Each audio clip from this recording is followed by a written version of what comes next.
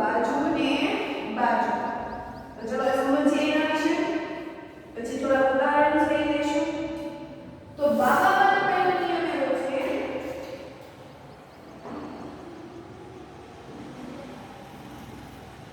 એમ પૂરું નામ લખી નાખીએ તો બાજુ બાજુ ને બાજુ.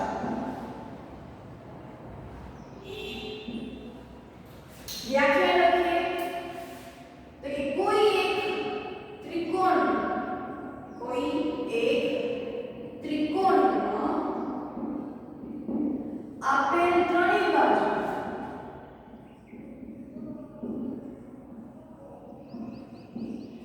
બીજા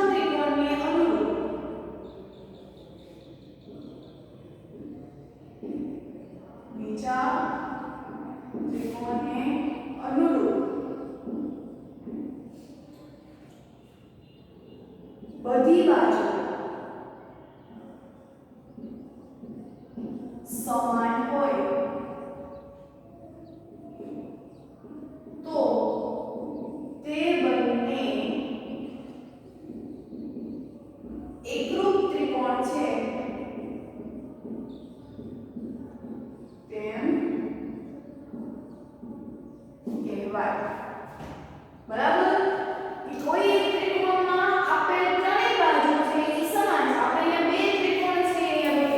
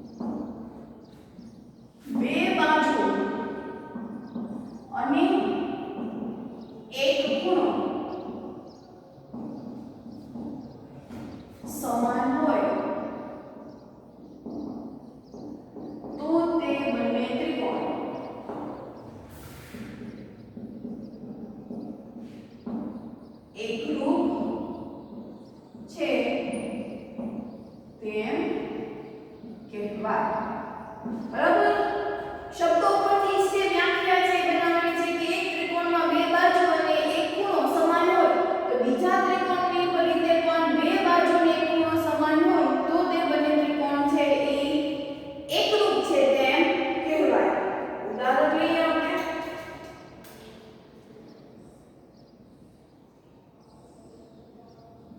M N O બીજું ત્રિકોણ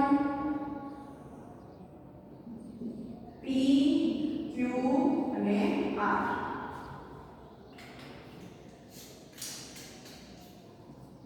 ચલો અહીંયા જે n નું માપ છે એ 30 છે.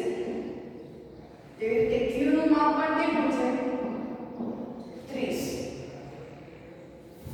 mn નું માપ 4 સેન્ટીમીટર છે અને no નું માપ છે એ 5 સેન્ટીમીટર છે. એવી જ રીતે q નું માપ 4 સેન્ટીમીટર અને qr નું માપ 5 સેન્ટીમીટર. તો તમે અહીંયા જુઓ તો બાજુ થઈ ખૂણો આવી ગયો ફરી પાછું બાજુ એટલે બાજુ ખૂણો બાજુ લાઈનમાં આવ્યું તો મતલબ આ કન્ડિશન કેવી છે બાહુબાની સાબિતી કરવી પડે. તો અહીંયા રેખાખંડ mn એકરૂપ છે કોની સાથે pq સાથે એટલે રેખાખંડ pq. આ શેની વાત કરીએ આપણે બાજુની એટલે કૌંસમાં લખવાનું બાજુ. એના પછી કોણ સમાન આવે છે તો કે n. ખૂણો n નું માપ શું છે 30 તો q નું માપ પણ કેટલું છે 30 જ છે.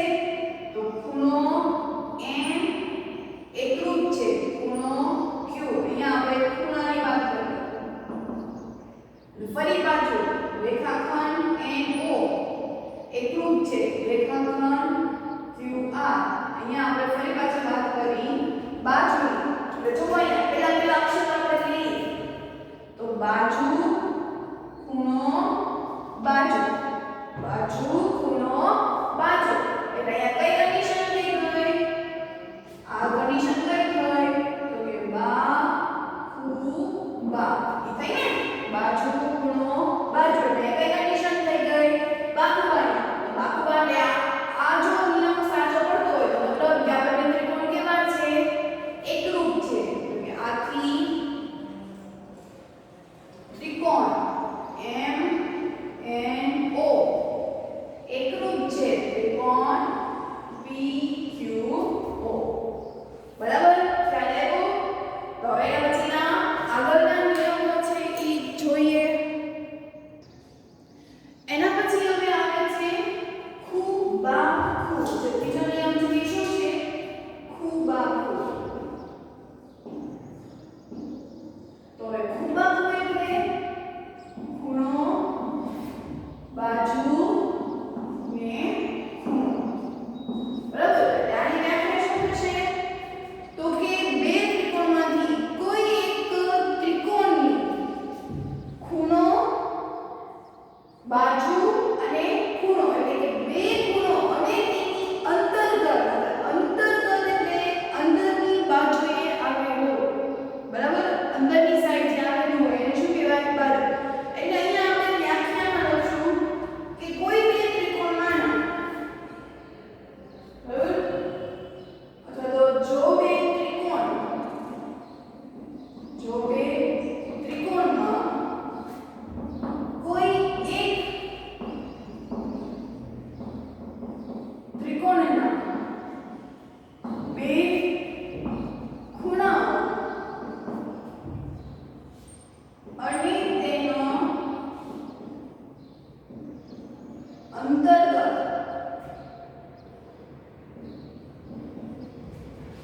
બરાબર અંતર્ગત બાજુ અનુક્રમે બીજા ત્રિકોણનો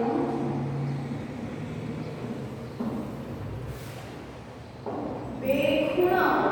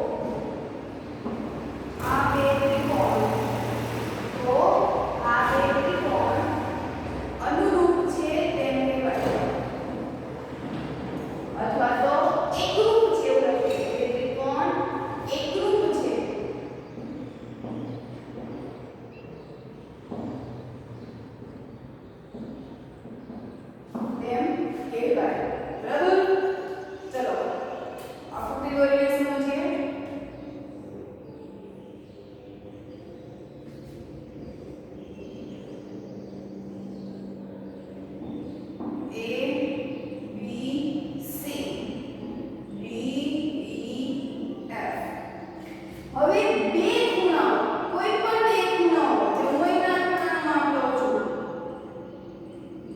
70 અને આ 30 આ બે ખૂણાની અંતર્ગત બાજુ આ બે ખૂણો લો તેની અંદરની બાજુનો ખૂણો એટલે કોણ થશે આ ખૂણો થશે એટલે ઈ લેવાનું છે ખાસ કરીને એમ કીધું જો બે ખૂણાઓ અને તેના અંતર્ગત બાજુ બીજી કોઈ બાજુ નહીં બે ખૂણા અને તે ખૂણાની વચ્ચે જે આવેલી છે અંતર્ગત એટલે અહીંયા તમે લખી શકો વચ્ચે આવેલી બાજુ બરાબર એવું પણ લખી શકાય કે બે ત્રિકોણના બે ખૂણાઓ અને તેની વચ્ચે આવેલી બાજુ તો આ બાજુ તે બીજી એક પણ પ્રકારની બાજુ નહીં તો આ સાઈડ ટુ સાઈડ જો બીજા ત્રિકોણમાં સેટ થતું હોય તો બે ત્રિકોણો એકરૂપ છે હવે ધારી લો કે એ બંને એકરૂપ છે આ 70 છે આ 30 છે આ બાજુનું માપ 5 સેન્ટીમીટર તો એ બંને એકરૂપ છે કેમ કહેવાય ચલો ખૂણો B એકરૂપ છે ખૂણો E શું છે ઈ ખૂણો એવી જ રીતે રેખાખંડ BC લાઈનમાં જ લખવાનું બાજુ ખૂણો બાજુ ખૂણો એટલે કે ખૂણા પછી શું આવે છે બાજુ બાજુ પછી શું આવશે ખૂણો એટલે કે રેખાખંડ BC એકરૂપ છે રેખાખંડ EF શું કામ બાજુ છે એ માટે એના પછી ખૂણો C એકરૂપ છે ખૂણો F તો આનું જો આપણે પહેલું અક્ષર લઈએ તો ખૂબાખુ તો આ કન્ડિશન માટે ખૂબાખુ નિયમ લાગુ પડે આથી આપણે ત્રિકોણ કેવા છે એકરૂપ ત્રિકોણ છે તે લખી નાખવાનું કે આથી ત્રિકોણ ABC એકરૂપ છે ત્રિકોણ BEF બરાબર સમજાણું આપણે કઈ રીતે લખીએ છીએ તો હવે એના પછીનો જે નિયમ આવે છે એ છે કાકબા નિયમ આપણે વાત કરી હતી ચોથો જે નિયમ છે એ શું છે કાકબા એટલે શું થશે કાટકોણ ત્રિકોણ કર્ણ અને બાજુ તો આમાં શું હોય કાકબામાં તો કે જે કાટકોણ ત્રિકોણ હોય એમાં કર્ણ અને બાજુ એ બંને જો બીજા ત્રિકોણને સમાન આવતું હોય તો ત્યાં કાકબાનો નિયમ લાગુ પડ્યો છે તેમ કહેવાય બરાબર તો જો એની વ્યાખ્યા તમારી ટેક્સ્ટબુકમાં આપેલી છે કે કાટકોણ ત્રિકોણનો કર્ણ અને બાજુ બીજા ત્રિકોણને અનુરૂપ ત્રિકોણ